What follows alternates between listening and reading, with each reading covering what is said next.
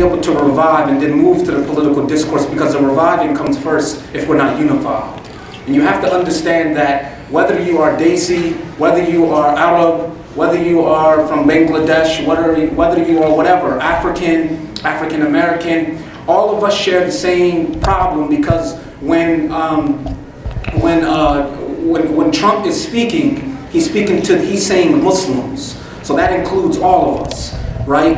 And for us, it doesn't matter if you're if you're having this conversation over hummus, or you're having over dudi patti, or you're having it over biryani, or you're having over the fried chicken and sweet iced tea. It's all the same thing. We feel the same way about this. A few things that we have to realize is the fact that our passion has to be coupled with action. Do you understand this? Our passion has to be coupled with action. And just like our future doctor and my esteemed brother, he laid out to you, he's basically talking about action points. And one of the things that we have to do is that the media in itself, who is Donald Trump? Donald Trump, he's a media marketing genius. And he uses the media as a platform. Even if they don't want him on there, he'll say something to it's a political term that's called wag the dog. Like it's taking attention off of something serious and placing on what I want you to focus on. This is a political statement. The Congress used this statement a lot, wag the dog, right? But so what we need to do, we need to have our own platforms and our own media, our own narrative, because you can either read history or you can write it. We aren't writing our history. The history in the past, our predecessors and our spiritual ancestors, they wrote their history.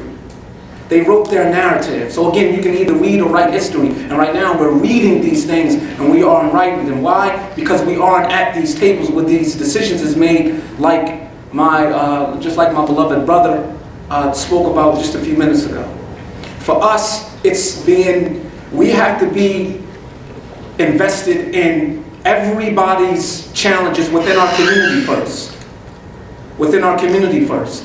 We don't have a voice because we're not unified. It's just as simple as that. He said in the CV that one of the things that I credit myself for is I speak straightforward. I'm here to tell you now we're not unified. But the good thing about this is that the problems that we have inside of our home, the home of the ummah, is that most of the problems can be fixed. They aren't irreparable. So we have to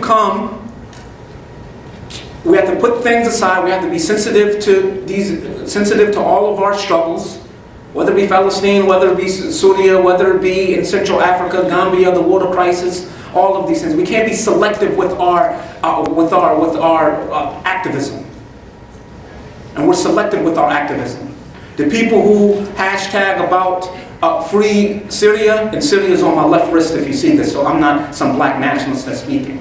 Syria is on my left wrist, my right wrist is, Diha Yusuf and Razan.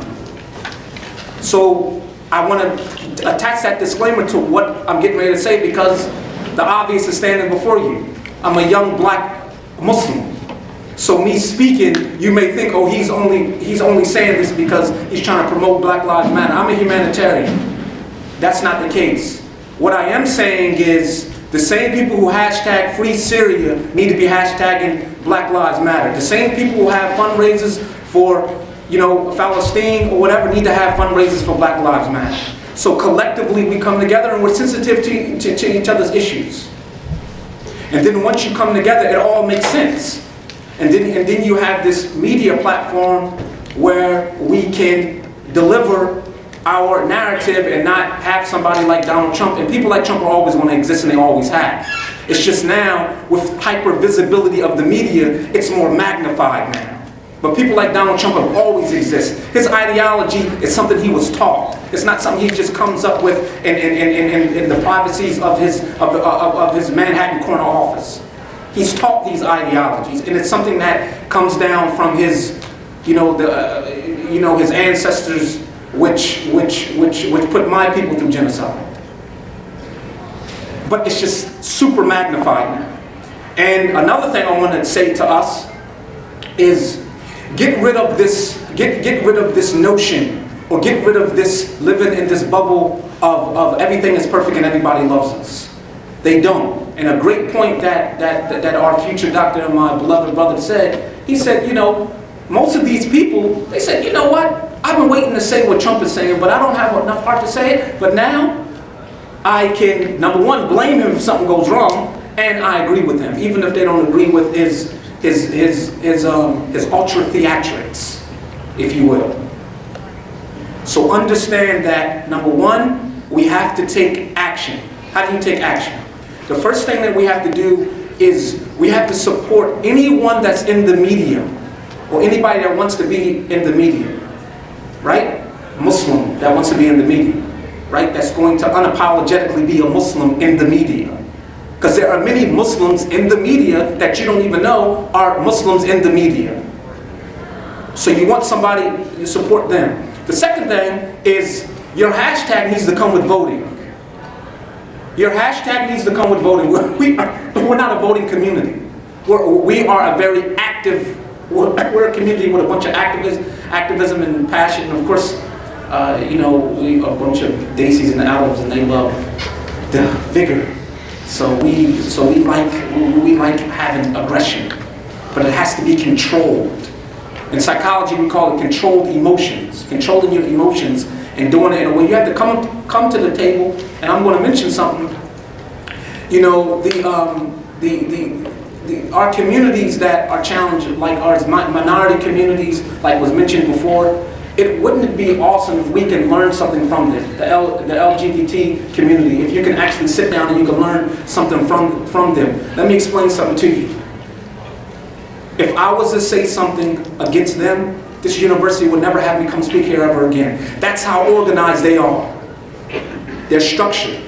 Anyone can say anything about a Muslim, whether it be on the airline, giving, you know, somebody an open can of Coca-Cola or Pepsi, or whatever it is, or whether it is the countless things, the countless accounts that we hear about. Thank you.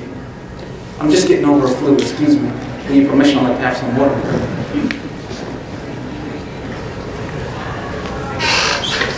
So we have to vote, and not vote in the big, not vote like for the president. I'm talking about your local lawmakers. How is the sheriff? How is the sheriff elected? I have a friend. His name is Takeem Cooper in the town, and I said, Takeem, how are laws made? He said, I'm going to take you to the General Assembly, Hanif, and we went to the General Assembly for a day. It was one of the most. First, when I got there, I didn't realize everybody was going to be in suits. I think I had on, you know, some jeans and some sneakers, and I'm a sneakerhead. You see, I have sneakers on now, but at least I could have put on an overcoat. I was terribly underdressed there, and everybody's looking at me like, who's this black kid walking through here? But what was great is that I learned. It was a wealth of knowledge. We was there for maybe 8 hours, a wealth of knowledge. So we have to understand how this process works. We have to understand how that process works. And the local elections is very, very important. And I'm here to tell you now, if maybe, I would say, 25 to 30% of the Muslims in this country voted, we would control, even general elections too, we would control who goes into office. But it just doesn't, before you get to the, you know how, my father studied 26 years in Lahore. And he used to have a saying where he said, sometimes they bring out, he said, I said, why do you drink tea 2 times? He said, because in Lahore, he said, the appetizer sometimes is tea, so they bring the tea first before we get to the biryani.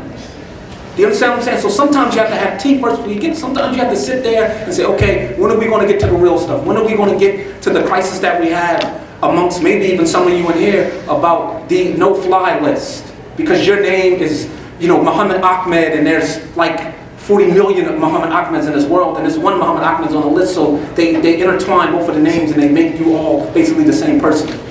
How do we deal with that? How do we deal with lawyers to deal with that? It all starts with your local elections. The second thing is 2 African American Muslims created a morning show. that they're waiting for funding. They have been waiting for funding for 2 years. And I'm going to go on the limb and say this. If they were Desi and Arab, the funding would have been done by one of the rich. They would have been given. Because I've seen the overview of this. People at Revolt TV, people at Fusion TV down in Miami. So I'm talking about the media. I'm talking about tying this all in, about having our voice. They created this. I've seen the PDF of it. We signed a disclosure. I've seen it. My mentor, Soledad O'Brien, is from CNN. I was on the phone when they was telling her this. For 12 minutes, she didn't say anything. And if anybody knows Soledad O'Brien, she speaks very straightforward. She's not someone who is, she's not going to hold anything back. And I said, Soledad, are you there? She said, yeah, I'm here. She said, Hanif, I've been in journalism for 30 years. I've never witnessed anything like this before. This show like this morning show. Created by Muslim, African-American Muslims who was born and raised Muslims here in America. They haven't received $1 of funding for that. So again, that goes back to the unity aspect of what we are speaking about. And anyone that is interested, any one of our uncles, and I may mention this again, that's interested in this, we can show them this and we can get the funding so we can have this platform so we can speak.